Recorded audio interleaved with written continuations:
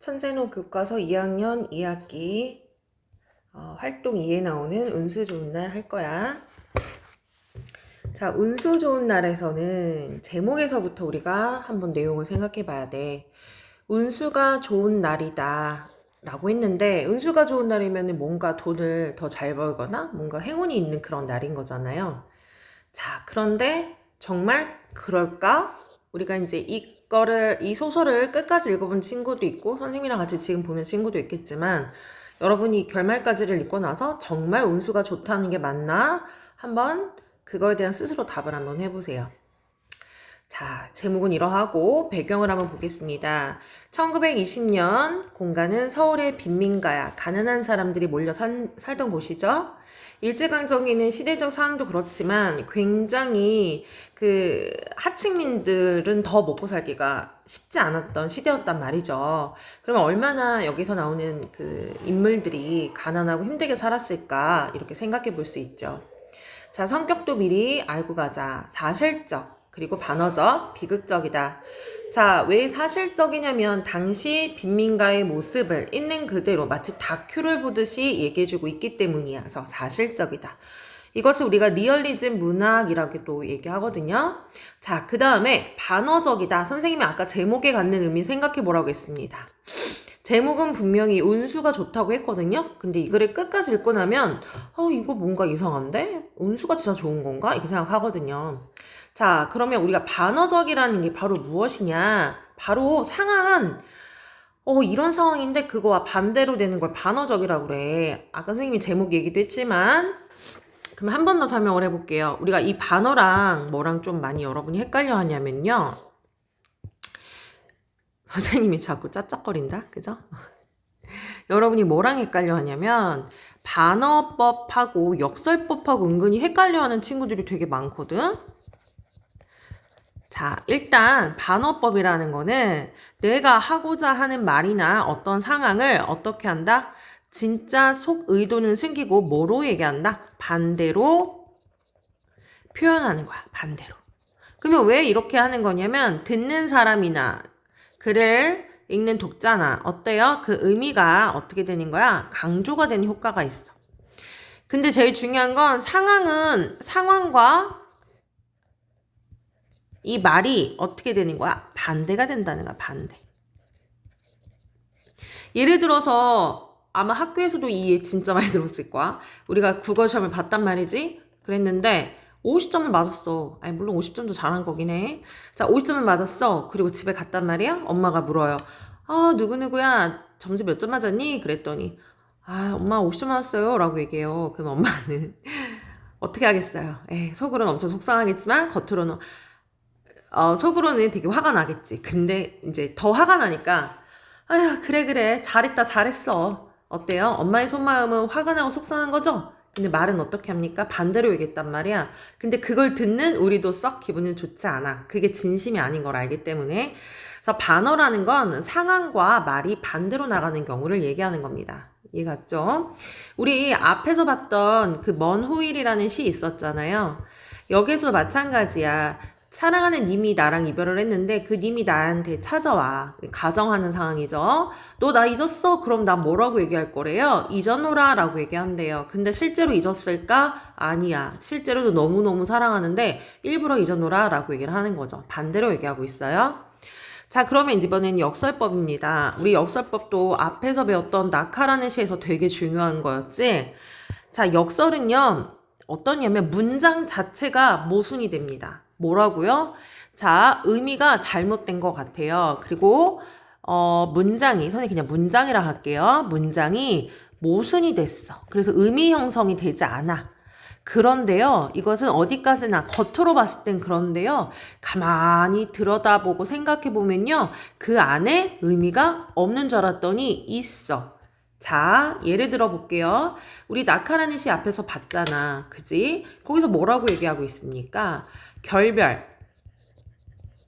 이룩하는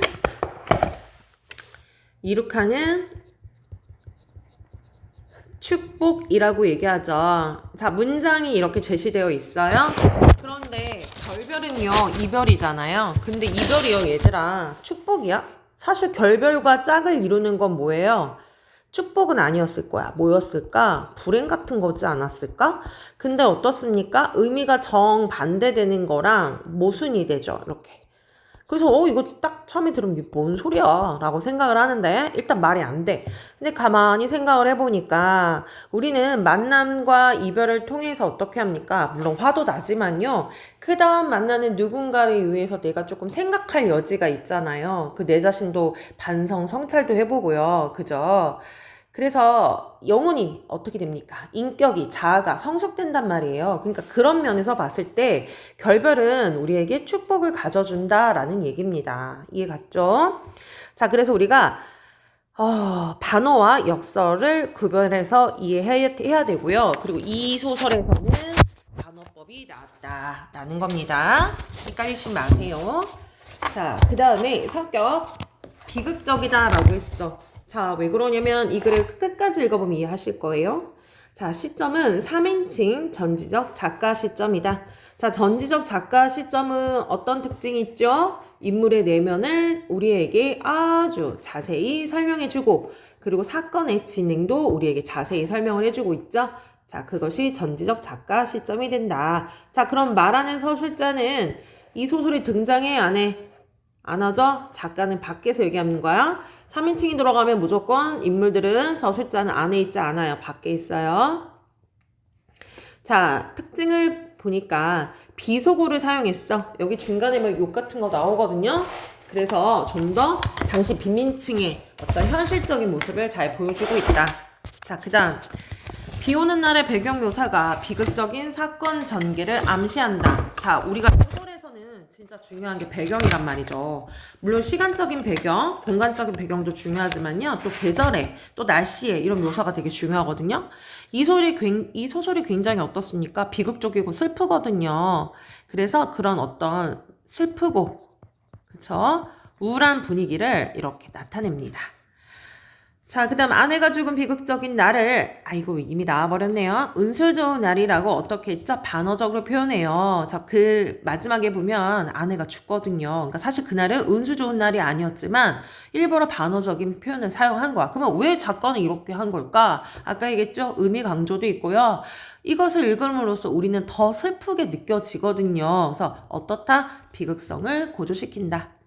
자, 주제도 알고 가세요. 일제강점기의 하층민의 비참한 삶을 잘 보여주고 있더라.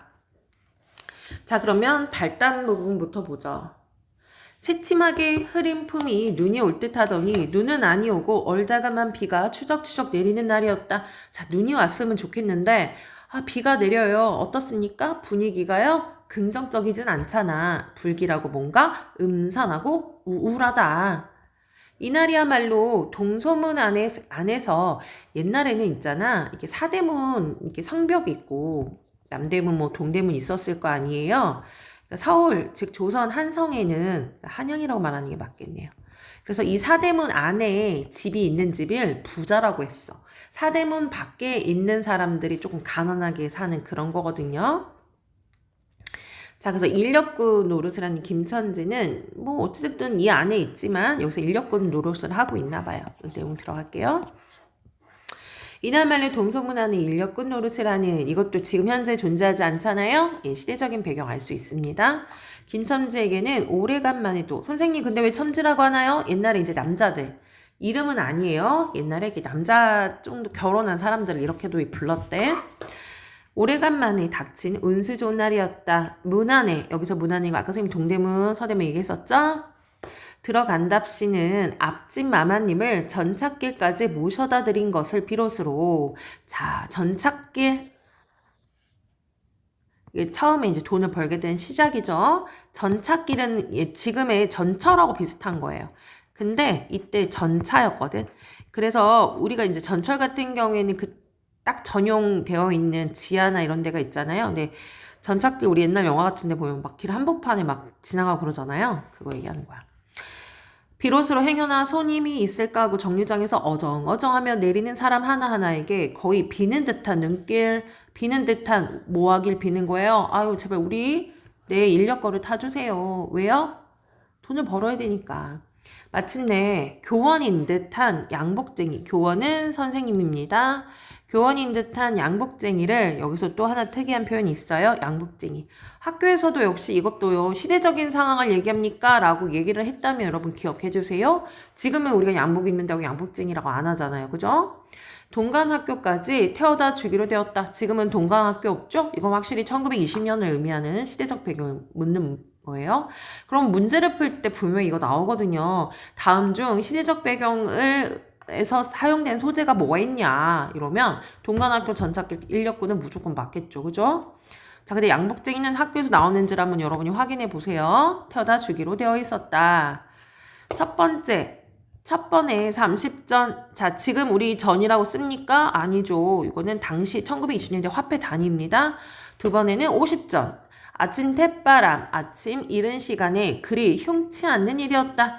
자, 나쁘지 않은 일이었다. 그러니까 제법 돈벌이가 조금 되었다. 이렇게 해석하면 돼요.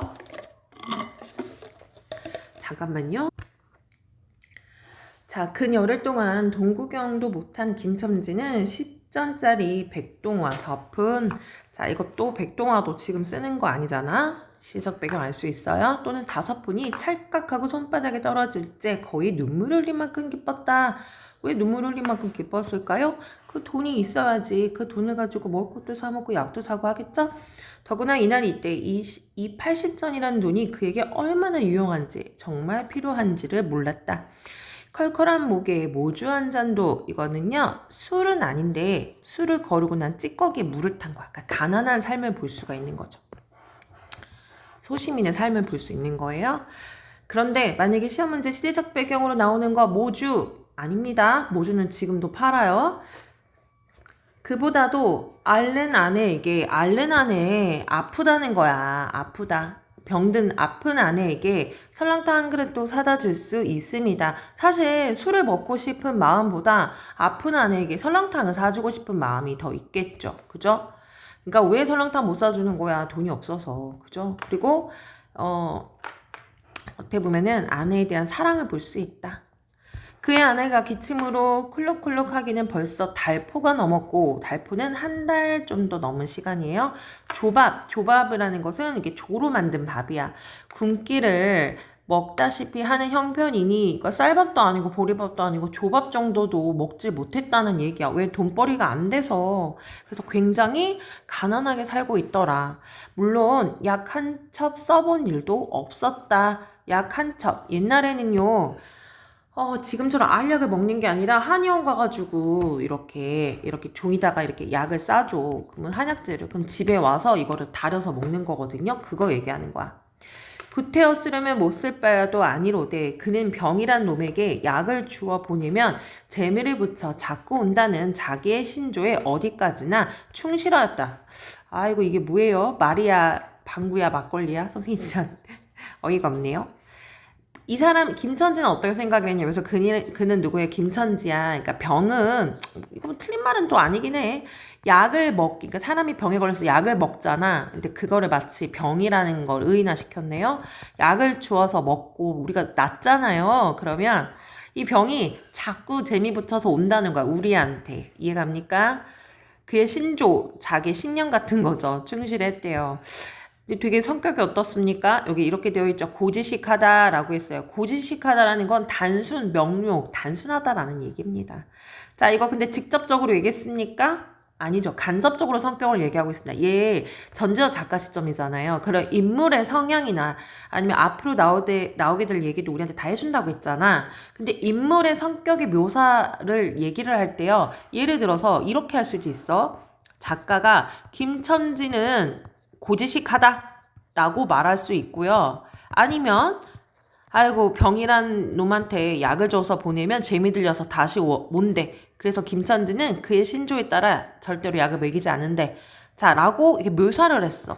어떤 게 더 직접적입니까? 고지식하다라고 성격을 얘기하는 게 더 직접적이죠. 그래서 얘는요 성격 제시 중에서 직접 제시가 되는 거고요. 인물의 어떤 행동을 통해서 묘사를 통해서 얘기하는 것을 뭐라고 한다? 간접 제시가 된다라는 얘기입니다. 이해 갔죠? 그러면 선생님 무조건 간접 제시만 이 소설에 사용되나요? 아니요. 간접 직접 다 사용이 되는 거예요. 따라서 의사에게 보인 적이 없으니 무슨 병인지는 알 수 없으되 반드시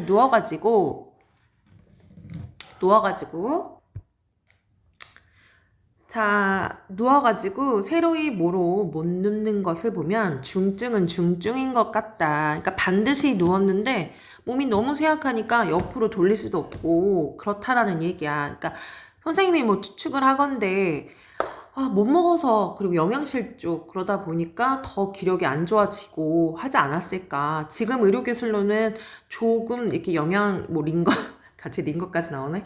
영양분은 충분히 공급하면 건강했을 건데 안타깝죠. 병이 이토록 심해지기는 열흘 전에 조밥을 먹고 이제 직접적인 계기가 있네요. 밥을 먹긴 먹었어. 언제? 열흘 전에. 조밥을 먹고 체한 때문이다. 우리 체한 거 알죠? 소화가 안 되는 거 얘기하는 거잖아요. 그때도 김천지가 오래간만에 돈을 얻어 좁쌀 한 대와 10전짜리 나무 한 단을 사다 주었더니 나무 한 단을 왜 사는 거야? 우리 아까 전에 시적 배경이었죠.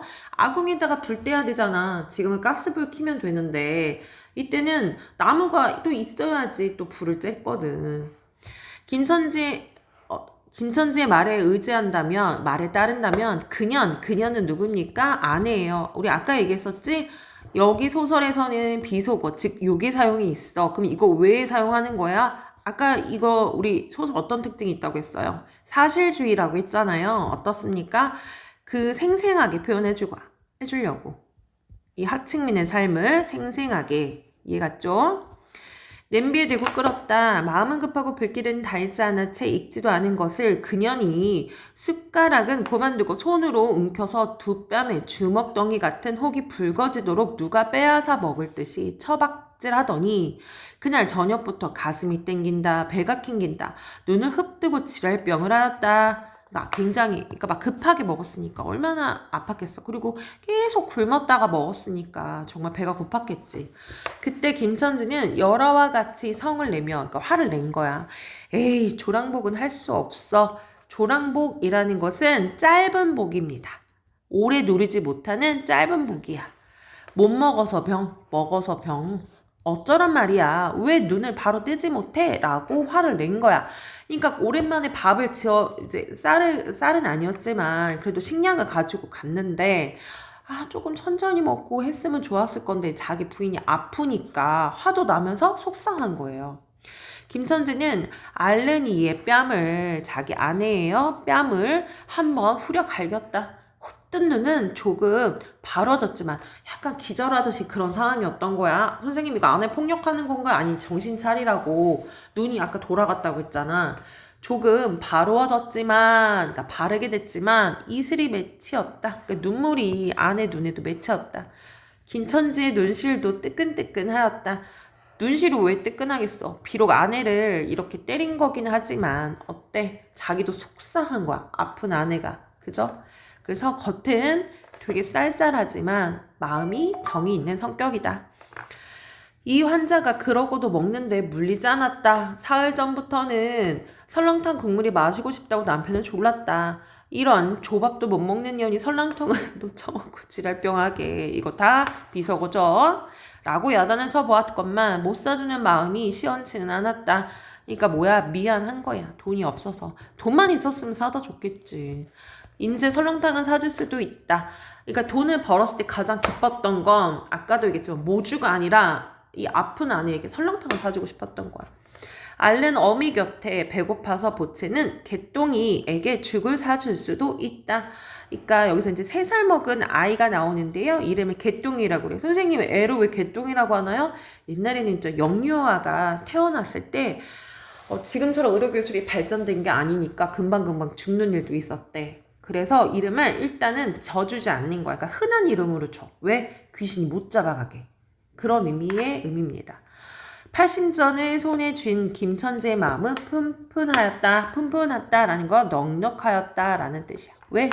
자기 아이에게 아내와 맛있는 걸 사줄 수가 있잖아요. 자, 시대적 배경을 드러내는 소재 한 번 더 보겠습니다. 20년대 인력군 전착기 동간학교 몸머전 백동아 몇 푼 얘기하는 거 있잖아요. 그리고 이 상황을 보니 굉장히 형편이 어려웠다라는 걸 알 수 있어요. 지금부터 선생님 좀 빨리빨리 나갈게요. 그러나 그의 행운은 그걸로 그치지 않았다. 땅과 빗물이 섞여 흐리는 목덜미를 기름주머니가 다 된 강목수건으로 닦으며 얼마나 힘들겠어요. 우리 김천지도 밥을 못 먹고 일을 하는 건데 그 학교 문을 돌아 나올 때였다. 뒤에서 인력거 하고 부르는 소리가 났다. 자기를 불러 멈춘 사람이 그 학교 학생인 줄 김천재는 한 번 보고 짐작할 수 있었다. 그 학생은 다짜고짜 남대문 정거장까지 얼마요? 라고 물었다. 아마도 그 학교 기숙사에 있는 이로 동기방학, 이제 겨울방학이에요. 이용하여 귀양, 집으로 간다라는 거야. 하밀이라 오늘 가기로 작정은 하였건만 비는 오고 짐은 있고 해서 어찌할 줄 모르다가 마침 김천지를 보고 뛰어왔음이리라. 그렇지 않으면 왜 구두를 채 신지도 못한 채 질질 끌고 비록 고쿠라 양복일만정 고쿠라 양복이라는 거 막 좋은 양복은 아니야. 그쵸? 근데 이것도 일제강점을 얘기하는 거죠. 일망전 노박이로 비를 맞으며 김천치로 쫓아왔을까? 그러니까 마음이 이제 급하고 비도 오고 빨리 이제 역으로 가야 되니까 김천지를 찾아왔겠죠, 학생이. 남대문 정거장까지 말씀입니까? 하고 김천지는 잠깐 주저하였다. 자, 왜 그러냐면 이제 아까 김천지가 80점 벌었잖아. 그러면 이제 집에 가서 뭐 하려고 했던 거야? 아내에게 뭐 하고 싶었던 거죠? 설렁탕을 이제 사주려고 한 거잖아. 집으로 가려고 하는 마음이 지금부터는요, 요 갈등이 계속 나옵니다. 집으로 가야 돼. 근데 집으로 가서 빨리 아내에게 줘야 되는데, 자꾸 돈 버는 일이 생기네? 그리고 집과 어떻습니까? 집과 가까워지는 게 아니라 점점점 멀어지는 거야, 멀어지는 거. 그래서 마음속에 갈등이 있어. 무슨 갈등이야? 내적 갈등이야. 이따 나오겠지만요. 내적 갈등. 어떻게 집에 가서 아내에게 빨리 맛있는 걸 줘야 되나? 아니면 돈을 좀 더 벌어야 되나? 이런 갈등입니다. 먼 곳을 철벽거리고 가기 싫었음일까? 처음 것 둘째 것으로 그만 만족하였음일까? 처음 것 아까 마만이 양복쟁이였죠? 아니다. 이상하게 꼬리를 맞물고 덤비는 이 행운 앞에 조금 겁이 났습니다. 그러니까 김천지가 사실 돈 받고 거기까지 가면 되는데 뭐 기분이 좀 이상한데? 라는 느낌이 든다는 거야. 주저한 이유 조금 겁이 났대. 이 행운이 뭔가? 이상한 일이 생길 것 같지. 그리고 집을 나올 때 아내의 부탁이 마음에 캥겼다. 두 번째 주저한 이유 마음에 캥겼대. 아내가 뭔가 부탁을 했잖아. 자, 앞집 마마한테서 부르러 왔을 때 병이는 자기 아내야. 그 뼈만 남은 얼굴에 유일의 생물 같은 유달리 크고 움푹한 눈에 애걸하는 빛을 내며 오늘은 나가지 말아요. 제발 덕분에 집에 붙어 있어요. 내가 이렇게 아픈데 점점점점. 어떤 거야? 부인이 자기 느낌이 너무 안 좋은 거야. 몸이 너무 안 좋으니까 나가지 말아달라라고 얘기를 했지만 김천지 입장에서는 그렇다고 가만히 있을 수도 없잖아. 그죠? 자, 그래서 뭔가 이것 때문에 이 아픈 아내가 했던 말이 계속 있는 거야. 왜 그리고 모기 소리같이 중얼거리고 숨을 거릉거릉하였다. 그때 김천지는 대수롭지 않다는 시 나 젠장 맞으련 별 빌어먹을 소리 하고 있네. 맞붙들고 앉으면 누가 먹여 살릴 줄은 아나? 아내가 애원을 해도 어떻습니까? 아내 옆에 있는다고 해서 아내에게 약을 줄 수도 있는 것도 아니고 일단 나가서 돈을 벌어 약은 먹을 거라도 갖고 올 거 아니에요. 그래서 결국에는 먹고 살기 위해 일을 나갔다라는 거야. 훌쩍 뛰어나오려니까 환자는 붙잡듯이 발을 내저으며 나가지도 말라도 그래. 그러면 일찍 들어와요. 그러니까 아내는 느낌으로 알았겠지. 나 오늘 진짜 몸이 너무 안 좋으니까. 목맨 소리가 뒤를 따랐다. 정거장까지 가자는 말을 들은 순간 경련적으로 떠는 손, 유달리 큼직한 눈. 지금 누구 묘사하는 거예요? 아내가 생각이 드는 거야. 유달리 큼직한 눈, 울듯한 아내의 얼굴이 김천지 눈앞에 어른거른하였다. 뭐야? 정거장은요, 아내가 있는 곳과 멀어지고 있는 공간이잖아요. 멀어지는 거. 그죠? 자, 걱정되고 더 불안했다는 얘기입니다. 네, 불안하고 있어요. 그래, 남대문 정거장까지 얼마나 말이오? 하고 학생은 초조한 듯이 인력군의 얼굴을 바라보며 혼잣말이 인천차가 11점에 있고 11점 오전 10시 그 다음에는 새로 2점이던가? 새로 2점이던가? 라고 중얼거린다. 이런 50점만 주십시오. 엄청 세게 부른 거야. 얘들아, 아까 뭐 80점까지 나왔었잖아. 이번이 1원이라는 돈까지 나왔어. 지금으로 따지면 6, 7만 원이죠. 이 말이 저도 모를 사이에 불쑥 김천지 입에서 떨어졌다. 제 입으로 부르고도 스스로 그 엄청난 돈 액수에 놀랬다. 한꺼번에 이런 금액을 불러보더라도 본 지가 그 얼마만인가. 그러자 그 돈 벌 욕심이 병자에 대한 염려를 사르르고 말았다. 그러니까 이제 자기 부인이, 병자가 자기 부인이잖아요. 그러니까 욕심이 더 커지다 보니까 아픈 아내가 생각이 안 났다는 거야. 설마 오늘 내로 어떠랴 싶었다. 에이, 설마 오늘 내로 어떠랴? 죽을까? 무슨 일이 있더라도 제1, 제2의 행운을 제1의 행운 아까 있었죠. 마마님 태웠던 거. 제2의 양복쟁이 태웠던 거. 행운을 값진 것보다 오히려 곱절이 많은 이 행운을 몇 배나 더 많은 이 행운을 놓칠 수가 없는 거죠. 이런 50점 너무 과한데? 이런 말을 하며 학생은 고개를 기웃하였다. 아니 오시다. 이수로 치면, 그러니까 거리로 따지면 여기서 거리가 시우리가 넘는답니다. 또 이런 진날은, 비가 오는 날은 좀 더 주셔야지요 하고 빙글빙글 웃는 차부, 차를 모는 사람을 얘기하는 거야. 그러니까 인력거를 모는 김천지를 얘기하는 겁니다. 숨길 수 없는 기쁨에 넘쳐흘렀다. 그러니까 큰 돈을 벌게 될 것 같은 느낌이죠. 그러면 달라는 날을 줄 테니 빨리 가요. 간된 어린 손님은 이런 말을 남기고 총총히 옷을 입고 짐도 챙기러 제 갈대로 갔다. 그 학생을 태우고 나선 김천재 다리는 이상하게 거뿐하였다. 아까 집으로 갈 때는 오히려 마음이 불안해. 근데 집과 멀어질수록 돈을 벌수록 마음이 어떻죠? 거뿐하였다. 어때요? 간접적으로 제시한 거예요? 그죠? 기분이 그렇다는 게 아니죠? 어때요? 돈을 벌 생각이 기뻐서 자신의 다리가 거뿐하였다. 다름질을 한다느니 거의 나는 듯하였다. 바퀴도 어떻게 속이 도는지 구른다느니 보다 마치 얼음을 지쳐 나가는 스케이트 모양으로 미끄러져 가는 듯하였다. 언 땅에 비가 내려 미끄럽기도 하였지만 이윽고 끄는 이의 다리는 무거워졌다. 그러니까 처음에는 엄청 기분 좋게 막 뛰는데 생각이 나는 거지. 왜? 나 사실 아까 집에 돌아갔었어야 되잖아. 왜 무거워졌어? 아내에 대한 걱정이죠. 자기 집에 가까이 다다른 까닭이다. 자, 보니까 아까 선생님 얘기했죠? 아내가 있는 집 이렇게 여기 있나 봐. 역은 여기 있고요.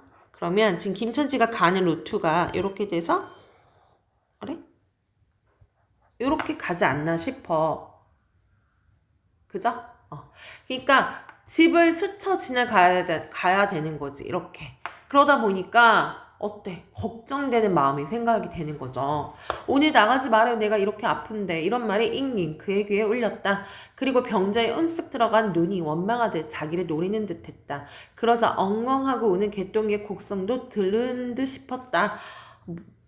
딸꾹딸꾹하고 숨 모으는 소리도 나는 듯 싶었다. 그러니까 이제 죽기 직전에 아내의 모습이 자꾸 생각이 되는 거야. 이미 죽은 건 아니었겠지만 왜 이러우 기차 놓치겠구먼 하고 타니의 초조한 부르짖음이 간간히 그의 귀에 들어왔다. 언뜻 깨달으니 김천지는 인력거 채를 쥔 채 길 한복판에 엉거주춤 멈춰있지 않는가? 라고 얘기해요. 어때? 내적 갈등. 왜 주춤한 거야? 아내한테 돌아가야 되나? 아니면 이걸 그냥 인력거를 계속 몰아야 되나? 그쵸? 불안한 거야, 마음이. 왠지 지금 아내가 엄청 아파서 지금 죽기 직전일 텐데, 이런 고민이 있는 거죠. 예 하고 김천지는 또다시 다림질하였다. 집이 차차 멀어질수록 김천재의 걸음에는 다시금 신이 나기 시작했다. 자, 갈등, 불안을 있게 해. 그러니까 아까도 얘기했지만 집과 멀어질수록 김천지의 마음은, 김천지의 불안함은 어떻다? 불안함은 사그라들고 있다. 그쵸? 근데 집하고 가까울수록 어때요? 불안함. 이게 불안한 마음이라면 너무 커지는 거야. 왜? 마음속에도 아마 아내가 죽어 있지 않을까? 이런 생각을 하지 않았겠어? 잠깐. 자, 그래서 이제 시험 문제에서도 집과 거리가 멀어질수록 이 김천지의 내면은 어떻냐라는 문제가 나올 수 있어요. 그럴 때는 집과 멀어질수록 불안한 마음이 작아지고 집과 가까워질수록 불안한 마음이 커지는구나. 이렇게 하시면 됩니다. 자, 이어서 다리를 제게 눌려야만 쉴 수 없이 자기 머리에 떠오르는 모든 근심과 걱정이 잊을 듯이. 정거장까지 끌어다 주고는 그 깜짝 놀란 이런 오시절은 정말 제 손에 쥐매 제 말 따라 신리나 되는 길을 비를 맞아가며 질퍽거리고 온 생각은 아니하고 거저 얻은 듯이 고마웠다. 졸부나 된 듯 기뻤다. 갑자기 부자 된 게 졸부예요? 왜 기뻤겠어? 그 돈 가지고 빨리 가가지고 이제 맛있는 거 해줘야 되지. 아니 사줘야지. 제 자식뻘밖에 안 되는 어린 손님에게 몇 번이나 허리를 굽히며 안녕히 다녀오십시오 하고 깍듯이 재우쳤다. 재촉했다. 그러나 빈 일일거를 털털거리며 이 우중에 돌아갈 일이 꿈밖이었다.